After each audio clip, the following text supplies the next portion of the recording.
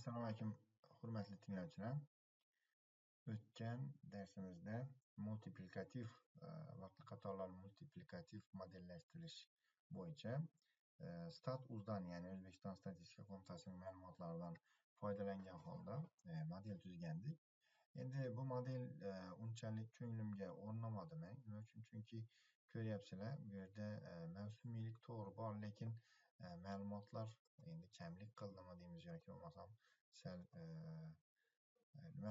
parallel turibdi-da, sal xatoliklari kamroqday boshqada, sal ko'nglimga o'rnamadi. Shuning uchun haqiqiy bir kattaroq statistik, kattaroq ma'lumotlar bor bo'lgan yoki bo'lmasam kattaroq nima desam ekan, mavsumiylik bor bir ma'lumotni, haqiqiy ma'lumotni o'sha amaliy ekonometrikada darsida o'tish uchun sizlarga bugungi darsni tayyorlayapman. Endi mana shunday bir Excel tayyorladim. Turkiyada turistlarning kelishi, daromad va kelgan turistlarning soni. Shu bilan bog'liq mana shunday hisob-kitoblarni qildim. Endi bu yerda bizaning prognozimiz qanday chiqadi? Boshqa modelni qanday qilamiz? Shuni ko'rsatib o'taman sizlarga. Birinchi manba to'g'risida. Manba mana shu arama sonuçları veri portali TÜİK deb yozib qo'yibdi. Demak, TÜİK Turkiya shu statistik bir instituti. ChatGPT'ga kirdim va so'radim ChatGPT'dan. Mana dedim, shu TÜİK degan bir nima bor ekan, tashkilot bor ekan, mana veri portali TÜİK.gov ishonchli manba dedim. Turkish Statistical Institute veri portali TÜİK.gov.tr umuman olganda ishonchli rasmiy manba hisoblanadi, lekin kichik nyuans bor. Bu nima o'zi? Turkiyaning rasmiy statistika agentligi portali. Ya'ni bu Gov.tr deb qo'yibdi-yu. Gov.tr bo'lgani uchun davlat statistik portali bo'lgani uchun bu manbaga ishonsa bo'ladi. Endi faylga o'tamiz. Qanaqa nimalarimiz bor, ma'lumotlarimiz bor. Qarasak, bu yerda daromadimiz bor, oyma-oy 2012-yildan 2025-yilgacha. 26 bizning prognozimiz bo'ladi. Mana 25-yil dekabrgacha oyma-oy daromadi bor. Endi mavsumiylik bormi yo'qmi chizib ko'rishimiz kerak. Hamma vaqt nima qilamiz? Studentlarimga ham doim aytaman, ma'lumotlarni chizib ko'rishda foyda bor. Vizual faraz qilamiz. Nima bilan ishlayapmiz? Ko'ryapmiz, mana juda chiroyli mavsumiylik bo'lgan ma'lumot bu. Demak, oylarni qo'ymoqchi bo'lsak nima qilamiz? Bu yerga bosamiz, kvadrat shakldagi mana nima paydo bo'ldi.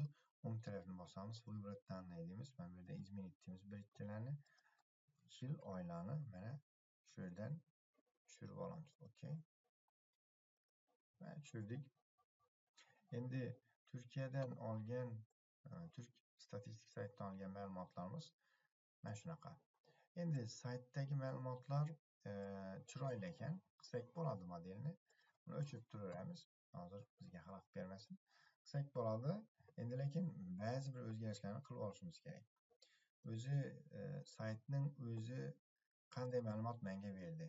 Mana saytning original nimasi, holi, saytning bizga Excel'da bergan original ma'lumoti mana shunaqa. Demak, bu yerda nimalar bor? Yillar bor. Keyin oylar bor. Ziyoratchi turizm qancha pul ishlagani bor va hokazo va hokazo va hokazo. Ya'ni buni biza nima qilib olishimiz kerak? Bu yerda chorak ekan, endi men oyligini olgandim. Shu formatini sal o'zgartirishimiz kerak. Qanday o'zgartirishimiz kerak? Buni ma'lumotlarni pastga tushirib, oy to'g'irlab oldim men. Qanaqa qilib? Mana qilib. Aslida bu yillar bu yoqda, oylar bu yoqda turdi. Demak, o'zgartirib oldik. O'zimizga kerakli shaklga o'tkazib olgandan keyin Excel'ni boshlaymiz. Birinchi time series multiplicative'dan nima qilardik? O'rtachani topardik. Demak, o'rtacha qanday bo'ladi? Saraznach oylar bo'yicha o'rtacha to dekabrgacha olamiz. Dekabrgacha. Mana 12 oy o'rtasi. Keyin moving average qilamiz buni, ya'ni siljuvchi o'rtacha qilamiz. Mana shu rangi yoqmaydi menga, olib tashlaylik, shuni tashib qilamiz. Keyin kelamizda pastda nollar qo'shilgan joyini o'chirishimiz kerak. Mana nollar qo'shilgan. Qayerda to'xtaydi bu ko'ramiz. Yana bir pastga tushish kerak. Mana shu yerda to'xtaydi. Shundan pastini o'chiramiz. O'chirdik. Nimaga o'chirdik? Chunki mana shu yerda 12 oy to'xtaydi. Pastga o'tsak 0 qo'shiladi, o'rtachani tushirib oladi. Tushirmaslik uchun nima qilamiz? Shu yerda to'xtatamiz. Demak, oylik o'rtacha daromadni olib keldik. Endi jami daromadni oylik daromadga bo'lamiz. Ya'ni jami daromadni oylik daromadga bo'lish shu jami daromad emas, endi jami o'sha paytdagi oylik daromadni o'rtacha daromadga bo'lish nimani beradi bizga? Nechi o'rtacha ekanligini, ya'ni mavsumiylik koeffitsiyentini topmoqchimiz. Bizga mavsumiylik koeffitsiyentini topish uchun shu o'rtachaga bo'lsak, bizga o'rtachadan necha marta ko'pligini yoki ozligini topishimiz mumkin. Bu yerda nollarning soni ko'p. Ko'zimizni bir g'alati qilmasligi uchun nollarning sonini sal kamaytirib qo'yishimiz mumkin. Mana endi qarasak, iyulli oyda o'rtachaning 174 avgust o'rtachaning 186 sentyabrda o'rtachaning 176 kamaydi. Mana o'zi noyabrda kamayib ketdi. O'rtachadan pastga tushdi va qishda ko'ryapsizlar 0,5 ga tushib qoldi. Yana qachon birdan ko'paydi? Maydan boshlab o'rtachadan balandga chiqdi va turistlar yana soni ko'payib boshladi. Demak, asosiy turistlar oqimi iyul, avgust, sentyabr oylariga to'g'ri kelar ekan. Demak, buni endi oylarga har oyning o'rtachasi, masalan, iyul qilib 3 ta, 4 ta, 5 ta iyulning o'rtachasini bu yerga olib kelishimiz kerak. Qaysi formula bilan olib kelamiz? Yana srznach inglizcha yozyapmiz. Srznach если bor, ya'ni o'rtachani top agar. Qayerdan topadi? Mana shu oylani olsin.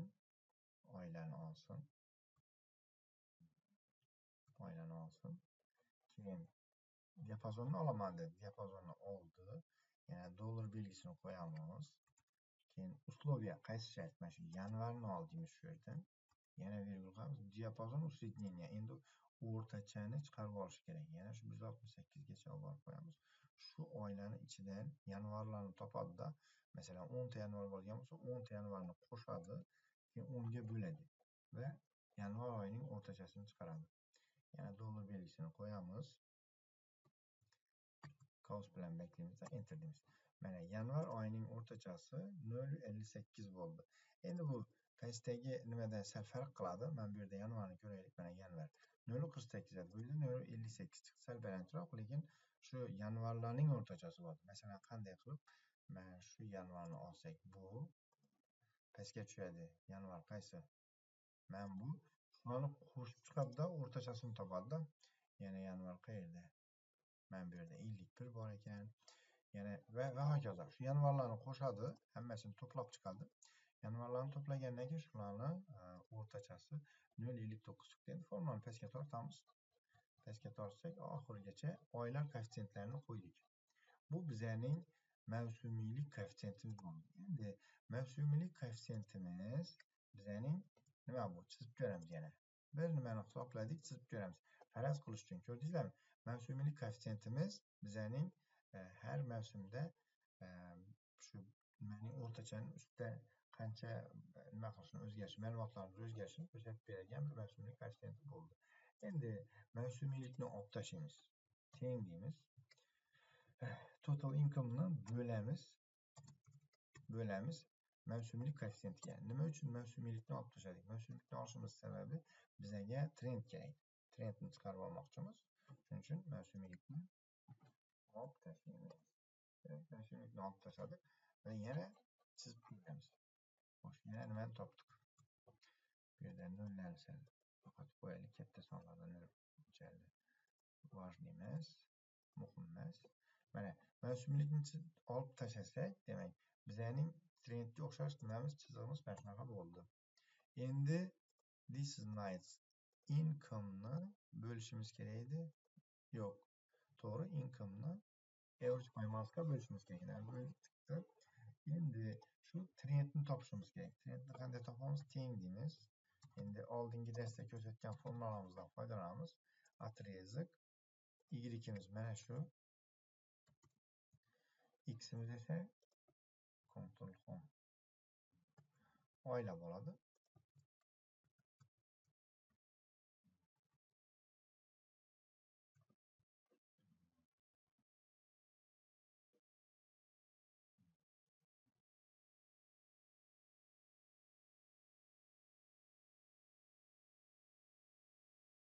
Bu yerda sal xato qilibmiz. Nima uchun dekabrgacha bormadi bu? Kelamiz, mana bu dekabrgacha kelishi kerak edi. Mana shu yergacha, mana oxirida uchib yuboribmiz. Uchib, bu average o'rtacha shu yerda qolardi. Total average ham shu yerda qolardi. To'g'ri. Bu ikki to'g'ri, men bu yerda topmoqchiman buni. Ana endi dekabrgacha keldi, to'g'rimi? To'g'ri. Ana endi nimani topamiz? Trendni teng deymiz. Отрезок. Отрезокda bizda nima bo'ladi? Mana bu bo'ladi. Y sifatida. Endi x'imiz bo'ladi. Davr.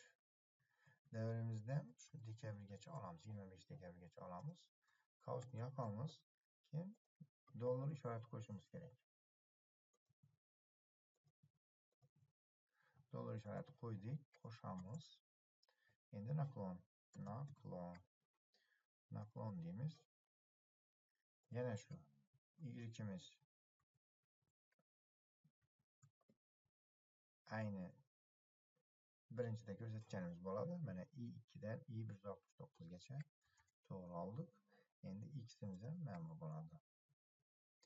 Yana 168 tanimizda F4. Dollarni ham qo'yamiz, qausni yopamiz. Keyin ko'paytiramiz deymiz. Ko'paytiramiz nimaga? Mana bunga. Bitta A2 dan boshqa hammasida dollar bo'ladi bu yerda. Enter deymiz, chiqdi mana. Endi pastga tushirib olamiz va 0 ni olib tashlaymiz. 0 ni olib tashlasak, shunday son chiqdi. Endi chizib ko'ramiz. Chizig'imiz paydo bo'ldi. Chizig'imiz paydo bo'ldi. Demak, chizig'imizni ham topdik. Endi biza modelni qilishimiz uchun ikkita komponentimiz, ikkita unsurimiz ham tayyor bo'ldi. Birisi trend edi, ikkinchisi S edi. Modelimiz additiv model trend bilan seasonalni ko'paytiramiz kerak. Buni ko'paytiramiz. Demak, mavsumiy ko'rsatkichga ana endi bizda model paydo bo'ldi. Endi solishtirib ko'ramiz. Total income mana bu. Bizning additiv modelimiz mana bu. Oxirida 1 yillik prognoz ham qildik bu yerda. Endi chiziqni ham qo'yishimiz mumkin shu yerga. Chiziqni ham qo'yaylik. Chiziqli model nimamiz ham bo'ladi, prognozimiz ham bo'ladi. Stavka deymiz. Mana ko'rib turibsizlar, bu yerda biza model tuzdik va bu modelimizda endi prognoz ham bor. Buni diagrammani yangi listga olish uchun o'ng tarafini bosamiz va переместить диаграмму на отдельном листе mesela Türkiye deymiz. Türkiye turist deb qo'yamiz. Okey, uzun bo'lmasin. Mana yangi nimaga oldi. Endi bu yerda bu nimamizdan diagrammamizdan foydalanish uchun chiroyli bir holga olib kelishimiz kerak. Birinchi название диаграммы deydi. Ya'ni diagrammaning nomi. Diagrammaning nomini nima qilamiz? Yozamiz. 2012 chiziqcha 2025 yillar orasi Türkiye davlati Türkiye davlatining turizmdan daromadi va 2026 yilga multiplikativ model prognozi deymiz. Endi $1000 edi. O'ng tarafga nimani qo'shishimiz kerak? $1000 qo'shishimiz kerak. Название осей deymiz. Название осей bu yoqqa o'chiramizda. USD deb qo'yamiz. $1000 dan. Endi pasida ma'lumotlarimiz oy yil ko'rinishda emas ekan. Tak, выбрать данные deymiz. Bu yerdan buni tanlaymiz deymiz. Kelib mana bu yerdan ma'lumotlarni ko'rsatib olsak, oy yil ko'rinishda pastiga kelib turadi. Okey. Mana oy yil ko'rinishda kelib turdi. Endi shu pastdagi mana naзваниясini o'chirib tashlaymiz. Oy yillik o'zi ko'rinib turibdi. Yil deb yozsak ham bo'ladi, yozmasak ham bo'ladi, farqi yo'q. Endi bizning nimamiz? Bizning diagrammamiz chiroyli chiqdi.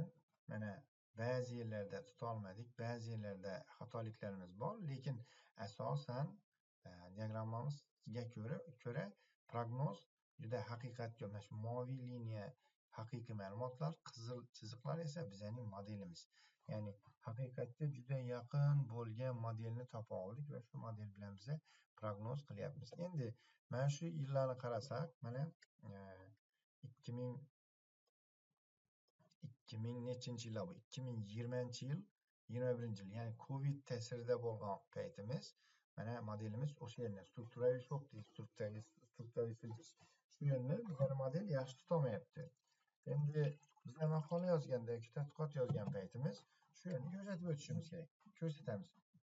Qanaqa qilib ko'rsatamiz? Bu yerda vstavka, illyustratsiya, mana model nimani bosamiz. Illyustratsiya figuri deymizda, mana shunday chiroyli bir avvalroq to'rtburchakni olamiz, belgilab olamiz shu yerni. Mana belgiladik. Kerakligini belgilab olamiz. Belgiladik. Mana o'ng tarafini bosamiz. Format obyekti deymiz. Zalivka, net zalivka qilamiz. Endi shu chiziq ajoyib ko'rinishi kerak bizga. Chiziqni qanday qilamiz? Masalan, yashil qilishimiz mumkin ko'rinadi yoki qizil qilishimiz mumkin. Mana yashil qilsak ko'rinadimi? Keyin qalinroq qilish kerak. Tugmasi semizroq bo'lib ko'rinadi chiziqimiz. Shu yerda biz nima qildik? Shu yerni ajratib ko'rsatdik. Endi stavka deymiz, yana bu yerdan tekst deymiz. Nadpis. Yana bosamiz. Keyin mana shu yerdan nadpis qilishimiz kerak. Tekst, nadpis deymizda. Mana bu yerga yozamiz. COVID-19 ning ta'siri deymiz. Bizda bu shrift kichkinaroq bo'ldi. O'ng tarafini bosamiz. Format deymiz. Shriftimizni kattaroq qilishimiz kerak. Razmer. Yo'q, shriftni o'zini formatda emas, mana bu yerdan qo'yamiz. 12 14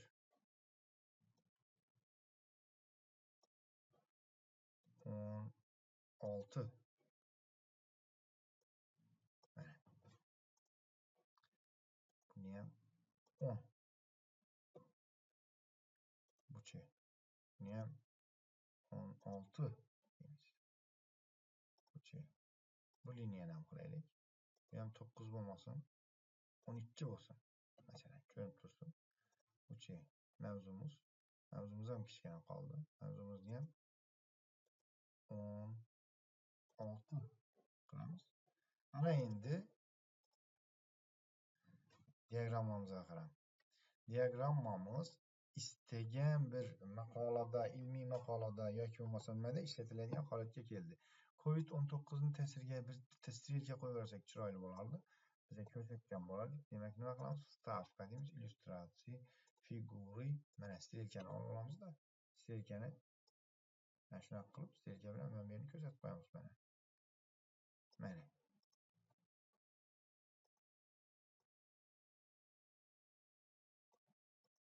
COVID-19 ning ta'siri. Endi xohlasak diagrammamizni kopirovat qilib, masalan, bir maqola yozyapmiz. Wordga o'tamiz. Tashlaymiz. Mana. Nimamiz sal o'ynadi joyidan, o'zgartirib qo'yamiz. Kichraytiramiz. Mana. Olib kelib mana shu yerda qo'yamiz. Mana. Qo'yamiz-da. Covidni sal yuqoriroq qilamiz.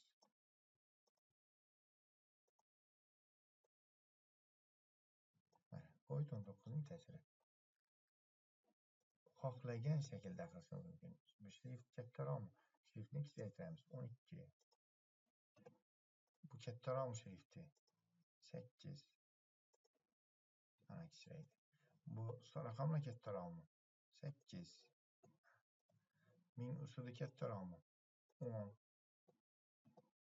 Desak, mana o'sha maqolamizda ko'rsatishimiz mumkin bo'lgan, yozishimiz bo'lgan, ko'rsatishimiz mumkin bo'lgan diagrammamiz ham tayyor bo'ldi. Ilmiy maqola, ilmiy tadqiqotlar uchun modellashtirishdan shunday foydalanishimiz mumkin. Keyin biza bu chiqargan modelimizni mana shunaqa qilib chiroyli qilib ko'rsatishimiz mumkin, oformlение qilishimiz mumkin. Istaganchalik vizual ko'rsatish juda ahamiyatga ega. Vizual chiroyli ko'rsatsak, demak, keyin istaganchalik xulosa qilishimiz mumkin. Xulosamizda nima deymiz? Masalan, 20-21-yillarda daromadlar tushib ketgan, modelimiz shu yerni tuta olmadi, lekin lokal maksimum va lokal minimumlarni chiziqqa nisbatan yaxshi tutyapti deb nima qilamiz? Faqat struktural siljishni bizning modelimiz tutolmagan. Boshqa yerlarda deyarli birga bir chiqishlarni va tushishlarni tutyapti. Shu asosda 2026-yilga mana shunday prognoz qildik va 2026-yilning daromadlarimiz qanday bo'ladi? Masalan, mana bu yerda dekabrda 3,3 milliard dollar bo'lgan ekan. Biza bu yerda 2,6 milliard dollar, ya'ni yanvarda ozayish kerak edi. 2,6 milliard dollar bilan boshlanib, keyingi nimaga, dekabrga yana 2,6 milliard dollarga tushadi. Nimada sentyabr nimalarda 9-10 milliardlarga chiqib ketadi. Ya'ni deb mana shunaqa qilib xulosa qilishimiz mumkin. Bugun shu bilan sizlarga tushuntirmoqchi bo'lgan mavzuimiz edi. Multiplikativ usulini haqiqiy statistik ma'lumotlar bilan tahlil qilishni ko'rib chiqdik bugun. Videolarimiz yoqqan bo'lsa, like bosishni, tanishlarimizga tarqatishni va obuna bo'lishni unutmaylik. Maqsadimiz O'zbekistondagi yosh olimlarni shu bilim bir bosqich yuqoriga ko'tarish. Hozir ko'rib turibsizlar, mazkur maqola chiqarmoqchi, demak, buning uchun o'zi bo'lmaydi, ko'p o'qish kerak, ko'p o'rganish kerak. O'shaning uchun bizning maqsadimiz oliy, shu o'zimizning mamlakatning olimlarini, O'zbekistonning olimlarini, Xorazmning olimlarini, yoshlarni bilimlarini ko'tarish, ularni shu yangi bosqichga olib chiqish. O'shaning uchun shu oliy maqsad bo'yicha davom qilyapmiz. E'tiborlaringiz uchun rahmat.